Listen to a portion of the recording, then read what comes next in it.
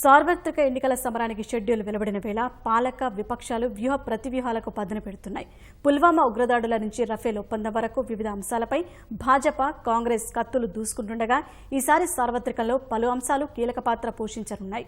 ఉపాధి కల్పన, నిరుద్యోగ సమస్య, రైతు రుణమాఫీ, ఆర్థిక నేరగాళ్లు, అవినీతి వంటి ప్రజల మదిని ప్రభావితం చేసే అంశాలపై ప్రత్యేక కథనం. సమీపిస్తున్న సార్వత్రిక సమరం, వ్యూహ ప్రతివ్యూహాలతో పార్టీలు సన్నద్ధం. పలు అంశాలపై అధికార విపక్షాల పోరాటం. ఓటర్ల మదిని గెలిచేందుకు రాజకీయ పార్టీల ఆరాటం. సార్వత్రిక ఎన్నికల సమరంలో పలు అంశాలు కీలకంగా మారనున్నాయి. ముఖ్యంగా పుల్వామా ఉగ్రదాడి, బాలాకోట్ వైమానిక దాడుల తర్వాత దేశ భద్రత, తీవ్రవాదం అంశాలు కీలక పాత్ర పోషించనున్నాయి. పుల్వామా ఉగ్రదాడిని ప్రభుత్వ వైఫల్యంగా ఆరోపిస్తున్న విపక్షాలు వైమానిక దాడుల విషయంలో మోదీ సర్కారు తీరును తూర్పారబడుతున్నాయి. ఈ అంశాలను మరింత ఎక్కువగా ప్రజల్లోకి తీసుకెళ్లేందుకు కాంగ్రెస్ ప్రయత్నిస్తుండగా బాలాకోట్ వైమానిక దాడులు తమకు లాభిస్తాయని భాజపా విశ్వసిస్తోంది. పొరుగుదేశం పాకిస్తాన్ను సమర్థంగా ఎదుర్కోగల సత్తా మోదీకి మాత్రమే ఉందని, క్లిష్ట పరిస్థితుల్లో కీలక నిర్ణయాలు తీసుకునే నాయకుడు మోదీ మాత్రమేనని ఇప్పటికే ప్రజలకు వివరిస్తోంది. సుస్థిర ప్రభుత్వం సమర్థ నాయకత్వానికే పట్టం కట్టాలని ప్రచారం చేస్తోంది.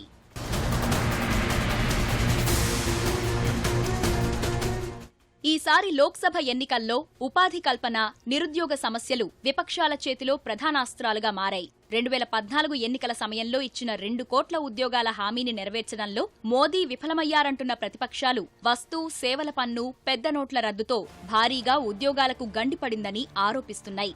ఇటీవల వెల్లడైన నివేదికలు ఉపాధి కల్పనలో మోదీ సర్కారు వైఫల్యాన్ని ఎత్తిచూపుతుండగా వీటిని అస్త్రాలుగా మలుచుకుని భాజపాపై కాంగ్రెస్ విమర్శల దాడిని తీవ్రతరం చేసింది. అటు ముద్రా యోజన ద్వారా ఔత్సాహిక యువతకు రుణ సదుపాయం కల్పిస్తూ స్వశక్తితో ఎదిగేలా తమ ప్రభుత్వం కృషి చేసిందని భాజపా చెబుతోంది. ఈ నేపథ్యంలో 2014లో మోదీకి పట్టం గట్టిన యువత ఈ దఫా ఎవరివైపు మొగ్గు చూపుతారనేది ఆసక్తికరంగా మారింది.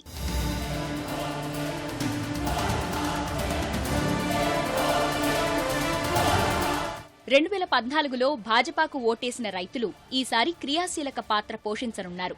కనీస మద్దతు ధరను కల్పించాలంటూ దేశవ్యాప్తంగా చేపట్టిన ఆందోళనలతో రైతుల ఆగ్రహాన్ని గ్రహించిన మోదీ సర్కారు వారిని ప్రసన్నం చేసుకునే దిశగా ప్రధానమంత్రి కిసాన్ సమ్మాన్ నిధి యోజనను తీసుకొచ్చింది. 5 ఎకరాల్లోపు కుటుంబాలకు 3 విడతల్లో 6,000 అందిస్తామంటూ ఇప్పటికే ఆ ప్రక్రియ ప్రారంభించింది. ఇదే సమయంలో రైతుల ఆదాయాన్ని రెట్టింపు చేస్తామన్న హామీని మోదీ సర్కార్ గాలికొదిలేసిందంటున్న కాంగ్రెస్ రుణమాఫీ అమలు చేస్తామంటూ రైతులను ఆకర్షించే ప్రయత్నం చేస్తోంది.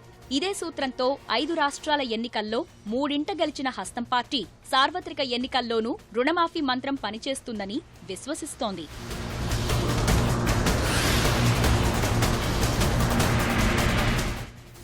గతంలో జరిగిన ఎన్నికల తరహాలోనే ఈ దఫా లోక్సభ ఎన్నికల్లోనూ సామాజిక వర్గాలు కీలకం కానున్నాయి. విద్యా, ఉద్యోగాల్లో కోటా కావాలంటూ డిమాండ్ చేస్తున్న వర్గాలను అనుకూలంగా మార్చుకునేందుకు అగ్రవర్ణ పేదలకు 10% రిజర్వేషన్లు కల్పిస్తూ భాజపా సర్కారు తీసుకున్న నిర్ణయం కీలకంగా మారనుంది. ఈ నిర్ణయంతో తమ సంప్రదాయ ఓటర్లైన అగ్రవర్ణాలు చేజారిపోరనే విశ్వాసంతో భాజపా ఉండగా ముస్లిం మైనారిటీలు, లౌకికవాద ఓటు బ్యాంకు తమకు కలిసి వస్తుందని కాంగ్రెస్ భావిస్తోంది. అదేవిధంగా యూపీలో ఎస్పీ, బీఎస్పీ పొత్తుతో యాదవ్, జాట్లు, దళితుల ఓట్లు తమకే దక్కుతాయని ఆ కూటమితో పాటు విపక్షాలు ధీమాతో ఉన్నాయి.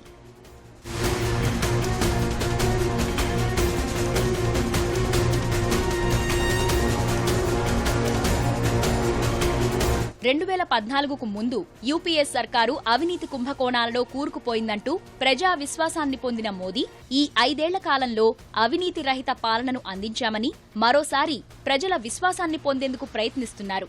అయితే రఫేల్ యుద్ధ విమానాల కొనుగోలు ఒప్పందంలో ప్రధాని మోదీ అవినీతికి పాల్పడ్డారని ఆరోపిస్తున్న కాంగ్రెస్ ఈ విషయాన్ని ప్రజలకు వివరించేందుకు తీవ్రంగా శ్రమిస్తోంది.